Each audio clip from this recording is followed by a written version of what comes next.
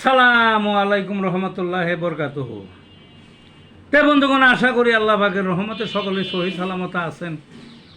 তে কবি Gazi Akkas Ali YouTube channel এর পক্ষ থেকে আপনাদের সকলের প্রতি রইল একান্ত আন্তরিক শুভেচ্ছা ভালোবাসা। তে বন্ধুগণ, এখন আপনাদের সামনে একটা চিকিৎসার বিষয় আলাপ করব। চিকিৎসাটা কি?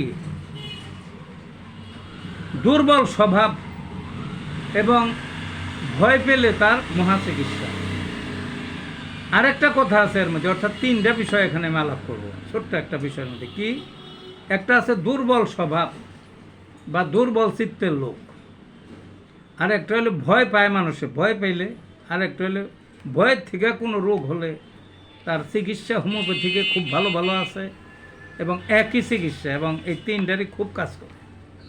সমাজে কিছু লোক দেখবেন হয়তো সরকারি কর্মকর্তা, বেসরকারি কর্মকর্তা, কিন্তু তারা খুব দুর্বল চিত্ত, তাদের দুর্বল মনের অধিকারী।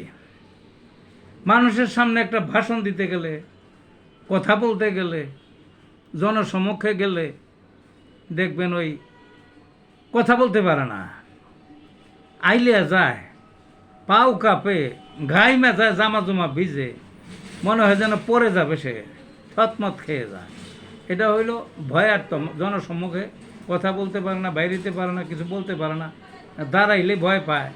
একটা সেমিনার হইতেছে একটা সংগঠনের বা যে কোনো একটা প্রতিষ্ঠানের, বিভিন্ন স্থান থেকে দেখবেন কর্মকর্তারা আসছে, ওর মধ্যে কিছু পাইবেন চুপচাপ থাকে, কেউ কিছু ধরে না, যাতে না ধরে।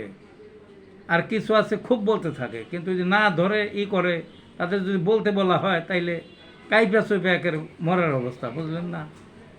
তো তাদের একটা চিকিৎসা আছে, ওই চিকিৎসাটা করলে, ওই ওষুধটা খাইলে ওই ভাব আর থাকবে না, সে সাহসী হয়ে যাবে, অন্যদের মতো ওই সহজে বলতে পারবে। এইরকম কয়েকটা ওষুধ হোমিওপ্যাথিতে আছে। আরেকটা কি? আরেকটা হইল হঠাৎ করে রাত্রে বা দিনে যে কোনো একটা অতর্কিত জিনিস দেখে ভয় পাইল, একটা শব্দে বা একটা স্বপ্ন দেখে, একটা ভূত নিঃশ্বাস দেখে, বা কেউ একটা ভয় টয় দেখাইলো, এরও একটা চিকিৎসা করতে হয়। না করলে প্রভাবটা থাকে, পরে তার কঠিন সমস্যা হয়।